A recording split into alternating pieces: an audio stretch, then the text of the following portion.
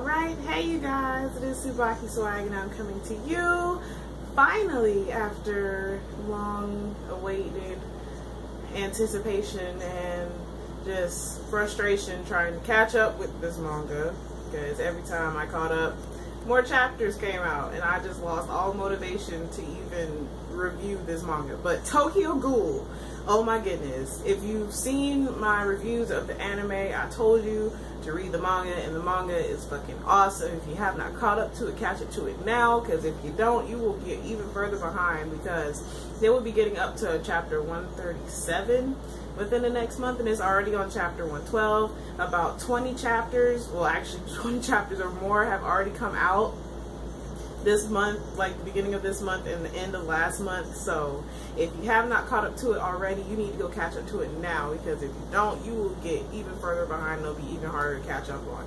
But Tokyo Ghoul, this anime and this manga is so fucking amazing. This is like my new elfin lead fix. Oh my goodness, I was not ready. But I would go into detail about all the stuff that's happened from where the anime stops to where the manga begins, but I would literally probably be talking for about an hour, and I don't think any of you would want to sit and listen to me ramble on for about an hour. So I'm just going to say, if you have not already read the chapters, go read them now and then come watch this video, because I will be reviewing chapter 112, Lights Out, of Tokyo Ghoul.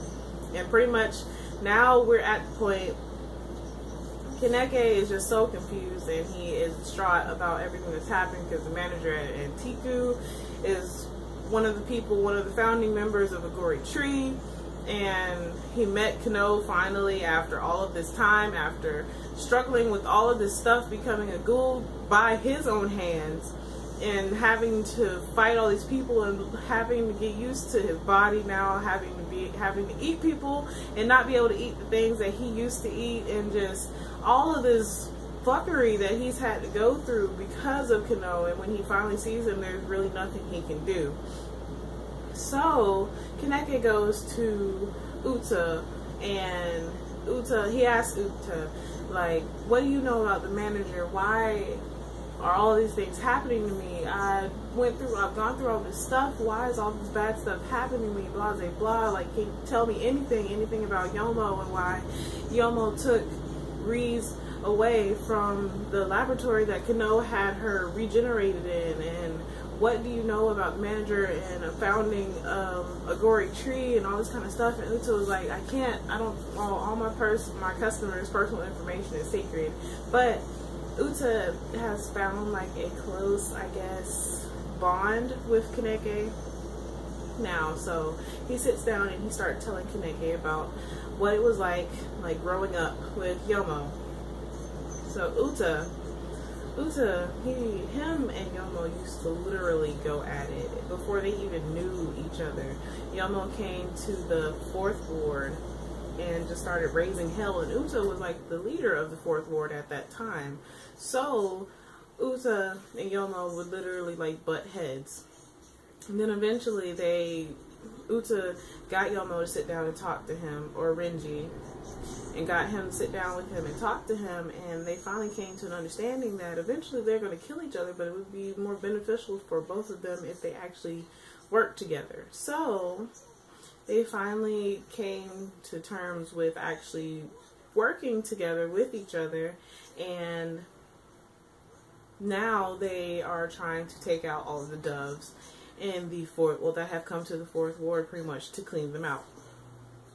So Uta, Yomo, and Atori staged this thing. Like, Atori just comes up out of nowhere in this like flouncy lingerie, and then while the doves are distracted, Uta and Yomo come up and take them out. Well, Uta comes up and takes them out. Yomo is not yet to be seen. So Uta is talking about like taking out all the doves, and them having to take out Arima, because Arima is the leader of all of the doves that come into the 4th ward. So it doesn't matter how many doves they take out. If they don't take out Arima, then they're pretty much screwed, because the doves are going to keep coming until they take out the head.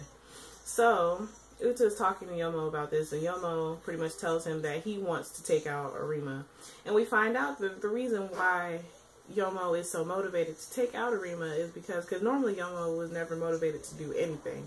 And the main reason why Yomo wanted to take out Arima was because Arima was the one who killed his sister. And his sister was literally the person who raised him, because his parents and his brother died when he was before the age of understanding what they were to him. So his sister was literally everything to him, and then Arima was the one who killed her. So he's dead set on killing Arima, which kind of sucks if you think about it. But and Arima, on top of that, Arima was the one who took out his sister, and he was only 16 years old. Arima was only 16 years old. So Yomo is determined that he is going to kill Arima at all costs, because he was the one who took his sister away. So while they're all waiting and stuff, Uta gives Yomo a mask, or Renji. I haven't decided what I want to call him yet. I'm just going to call him Yomo, because most people know him as Yomo. Uta gave Yomo a mask that he made. So this is when Yomo gets his infamous mask that he actually still wears to this day. And this is why Uta starts talking about maybe after all of this is over, he can open his own mask shop and just make masks for people, and he won't have to be the leader of the Fourth Ward and blah, blah, blah, and all this good stuff. So they were even talking about this even when they were kids, and you see that Uta did finally make his shop or whatever. So finally, they were waiting for the doves to come, and they waited for Arima not to be there, so that way they could take out all the doves, and then Yomo could have his time fighting Arima by himself. And they were just about to do it. All the ghouls had surrounded all the doves, and then they took out everybody. They took out about 20, I want to say about 20, 25 people. And we finally get to see a little bit of Uta's, like, fighting style, because they show him fighting one of the ghoul investigators, and Uta is very light on his feet, if I do say so myself. Uta is pretty fucking awesome.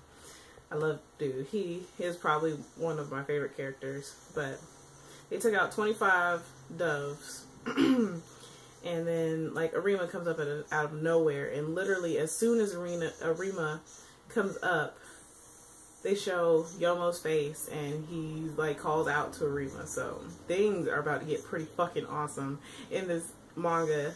I can't wait. But I will warn you, chapters are coming out so frequently that I will probably be putting up multiple chapter reviews during the week.